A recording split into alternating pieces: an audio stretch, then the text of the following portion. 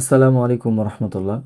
আমাদের দেশে গাধার উপমা দেওয়া হয় নির্বুদ্ধিতার পরিচায়ক হিসাবে। অর্থাৎ কেউ যদি নির্বুদ্ধিতার কাজ করে, বোকার মতো কাজ করে, আমরা তাকে গাধার সাথে উপমা দিয়ে তাকে গাধা বলি।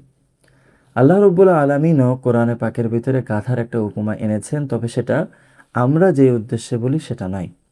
আজকের ভিডিওতে সেই সম্পর্কেই আলোচনা করা হবে। তবে মূল ভিডিও শুরু করার আগে আপনাদের প্রত্যেকের কাছে আমার অনুরোধ থাকবে, যারা চ্যানেলটিতে নতুন, চ্যানেলটি অবশ্যই সাবস্ক্রাইব করুন এবং নিয়মিত ইসলামিক ভিডিও পেতে চ্যানেলটির সাথেই থাকুন।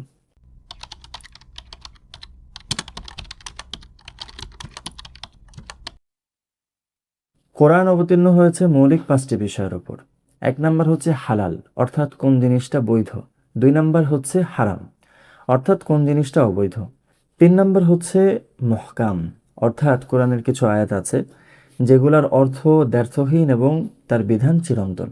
এখানে কোনো মতানক্যের সুযোগ নেই এবং নিজেদের পক্ষ থেকে কোনো তাফসিরেরও সুযোগ নেই। 4 নাম্বার হচ্ছে মুতাশাবিহ। মুতাশাবিহ হচ্ছে ওই সকল আয়াত যে সকল আয়াতের অ্যাকচুয়াল অর্থ কি এটা একমাত্র আল্লাহ রাব্বুল আলামিনই জানেন, অন্য কেউ জানেন না। অনেক মুফাসসিরিনে কেরাম তারা ব্যাখ্যা দিয়েছেন, কিন্তু শেষে এই স্বীকারোক্তিও দিয়েছেন যে এটার অ্যাকচুয়াল অর্থ আল্লাহ রাব্বুল আলামিনই ভালো জানেন। 5 নাম্বার হচ্ছে আমসাল। মিসাল বা আমসাল মানে হচ্ছে উপমা।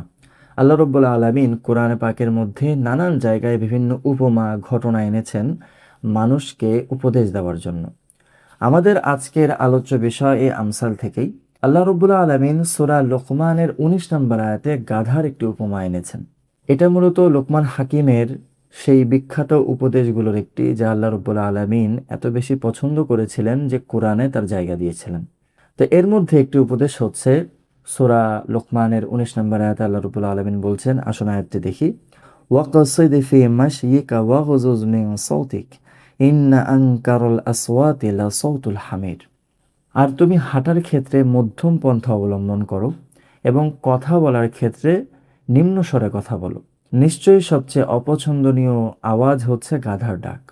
এখানে আল্লাহ রাব্বুল আলামিন গাধার ডাকের একটা উপমা দিয়েছেন আমাদেরকে শেখানোর জন্য যে কথা বলার আদব কী হবে। আমরা যখন মানুষের সাথে কথা বলি, নানানভাবে কথা বলি। কখনো এত নিম্ন স্বরে কথা বলি যে শ্রোতা আমার কথা শুনতেই পায় না, কষ্ট হয়। কখনো কথা বলে অস্পষ্টভাবে যে সে বুঝতে পারে না। কখনো কথা এত লাউড বলি যে তার বিরক্ত হয় যে এত জোরে কেন কথা বলছে।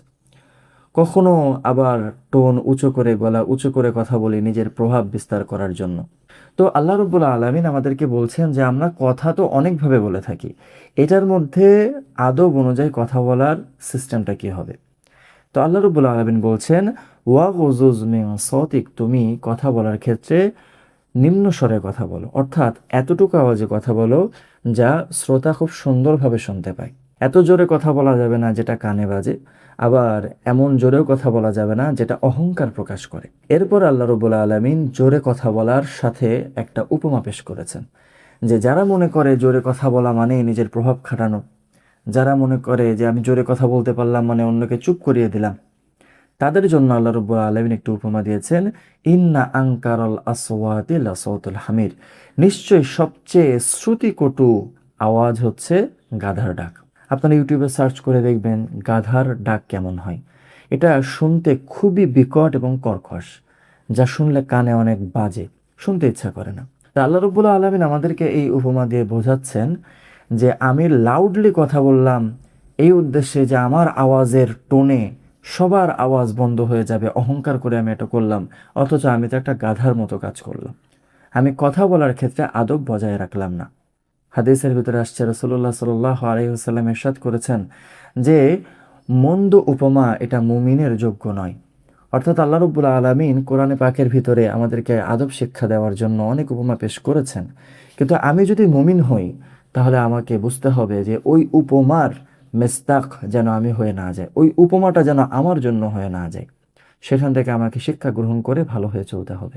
সুতরাং আজকের এই আয়াত থেকে আমরা বুঝতে পারলাম যে যখন আমরা কারোর সাথে কথা বলবো তখন অবশ্যই এমনভাবে কথা বলতে হবে যেন শ্রোতা আমার কথা শুনতে পায়, এমনভাবে কথা বলতে হবে যেন আমার কথার দ্বারা অহংকার প্রকাশ না পায়। আল্লাহ রাব্বুল আলামিন আমাদের সকলকে দ্বীনের উপর চলার তৌফিক দান করুন। আসসালামু আলাইকুম ওয়া রাহমাতুল্লাহ।